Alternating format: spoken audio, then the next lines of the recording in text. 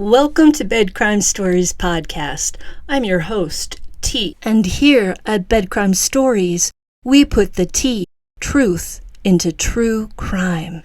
Kiely Rodni was captured on surveillance video at what I believe was the Truckee River RV Park gas station at 6:08 p.m. on August 5th, 2022, the day she disappeared. Note, I'm not 100% sure that this is the business where Kiely was captured in that image, but the flooring in the business matches the flooring that we see in the grainy image of Kiely captured at 6:08 p.m.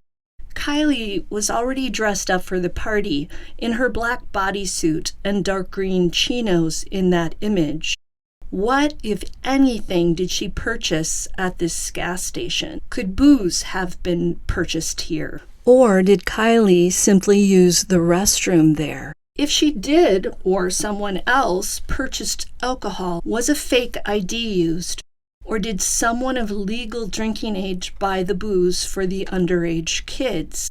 Kiely's only 16 years old, and I'd say she looks her age, so there's no doubt she should have been carded. If someone else older bought the booze, the police need to talk to that person, not to arrest him or her, but rather to see what, if anything, that person knows about the party. If we are to believe the words of 18-year-old Sammy Smith, Kiely's party friend, when she said that she and Kiely went from the sanctuary area at the campground to Kiely's parked CRV to get alcohol and to charge Kiely's phone at some point during the bash, then there was booze in Kiely's car. Take a listen. So then Kiely and I were going around taking shots and just drinking. We were trading drinks with each other. We were sharing drinks with each other. We would go back to her car to get some alcohol sometimes, and then we went to her car to charge her phone. Did you hear Sammy say that we would go to her car sometimes for alcohol? Listen again. We would go back to her car to get some alcohol sometimes. She also said sometimes, as in plural. We would go to her car to get alcohol sometimes. I want to know who bought the alcohol that Sammy said was in Kiely's CRV. What was that alcohol? Sammy said she and Kiely did shots together. How many shots did Kiely do?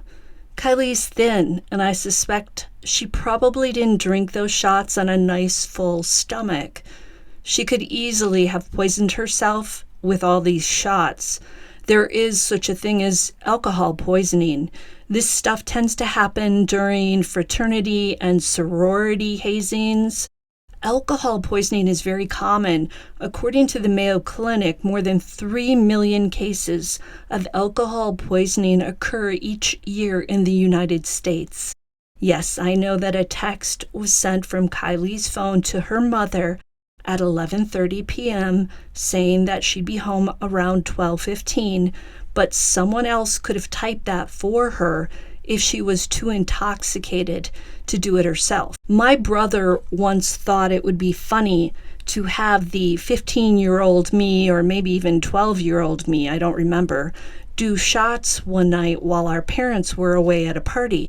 As my brother and his girlfriend looked on, I did at least 7 shots of Seagram's.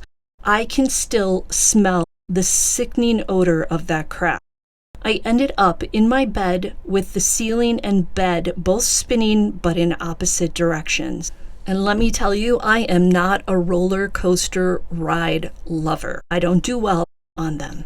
Get this too. I tossed my cookies while in my bed, sleeping. My parents found me in this condition when they got home. Drummer John Bonham of my favorite band, Led Zeppelin, died by aspirating his own vomit. My older brother, who should have been watching out for me, encouraged me to get so drunk that I threw up. Yes, I was 15, but you know what? I trusted him, and I'd never done a shot before that. I know, I was a bit of a goody two-shoes, a little bit of one. I called the Truckee RV gas station this morning, and the phone immediately made a busy signal. I've also reached out to them via email. I'm sure they're not eager to chat to web sleuths or reporters. I'm not accusing this business of any wrongdoing, let me make that clear. However, if I were a detective, this is a place that I would visit to chat with whoever was working on August 5th. If someone of age bought booze for these kids, I would talk to that person too. And listen, the alcohol that was consumed at the party at the campground is probably the least of anybody's worries. I'm not condoning underage drinking either, let me make that clear. Being intoxicated behind the wheel of a car is a recipe for tragedy. And it may turn out that that is what happened, and that Kiely accidentally drove into a body of water.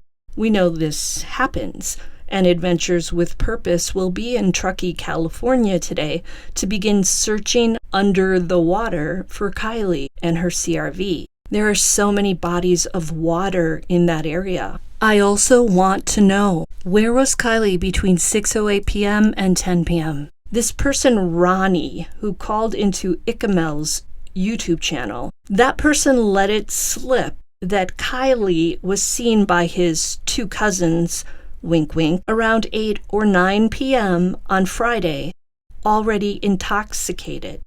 Ronnie tried to backtrack after he was called out for these statements by Ryan Upchurch, but I believe Ronnie was being truthful because in that moment, Ronnie was leaking truth. You said they saw her earlier in the day? Yeah, and she was drunk. What do you mean earlier in the day? Like before they left, because they left around 10:30 or 11. So okay. Before that, I would guess around 8 or 9. So I want to know, where did Ronnie's so-called cousins see Kiely intoxicated at 8 or 9 p.m.? She supposedly wasn't at the Prosser family campground until 10 p.m. So where was Kiely prior to 10 p.m.? Ronnie also made the following statement: "It's sad that it happened." End quote. iCkEdMel did not stop Ronnie at this point to ask, what's sad? What's sad that happened? Please explain.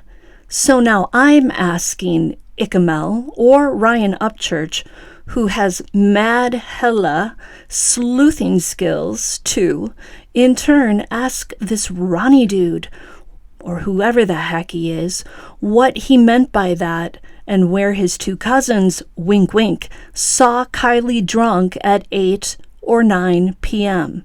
And why is Ronnie hiding behind a fake name and profile? Make no mistake, whoever Ronnie is, he was in attendance at the campground party, in my opinion. He had to have been, in my opinion, because he knows so many details. Now that's me speculating, okay? I think that he was at those parties, okay? He talks about he slips into the first person. Telltale sign that he was there. I believe whatever happened to prevent Kiely from getting home that Friday night and early Saturday morning is directly tied to her consumption, whether knowingly or unknowingly, of alcohol and or an illicit substance. She may have accidentally driven her CRV into a body of water due to impaired judgment, or someone with evil intent, seeing Kiely in this vulnerable state, abandoned by all her friends, may have swooped in to take advantage of her. Or she may have purchased or been given a drug with fentanyl in it that led to her demise. There's also the possibility that alcohol or an illicit drug may have led Kiely to feel especially adventurous. Maybe she decided to swim that reservoir, although I think it would have been very cold. Or maybe she put on those boxing gloves and got hurt. The swimming part is intriguing to me, though, because we've heard these conflicting statements about what Kiely was wearing at the party. First, it's just the black tank top thing with the chinos. Then it's the white sweatshirt with the pink lettering that law enforcement has confirmed she was wearing at that party. Then we heard about the black hoodie with the lyrics on the back of it. Why are there so many outfits going on here? Did she get wet? Did she spill a drink? Could she have changed clothes? I mean, even Sammy Smith is confused because she said when she looked at that picture from 6:08 p.m. that those weren't the pants that Kiely was wearing. I think that it's possible Kiely did have a change of outfit. Why was that? Let's ask Ronnie. Let's also ask him, which of these scenarios is the it he was referring to when he said, "It's sad that it happened"? Ronnie knows. Allegedly, in my opinion. Until the next time on Bed Crime Stories. Hey, do me a favor on this Friday. Smash that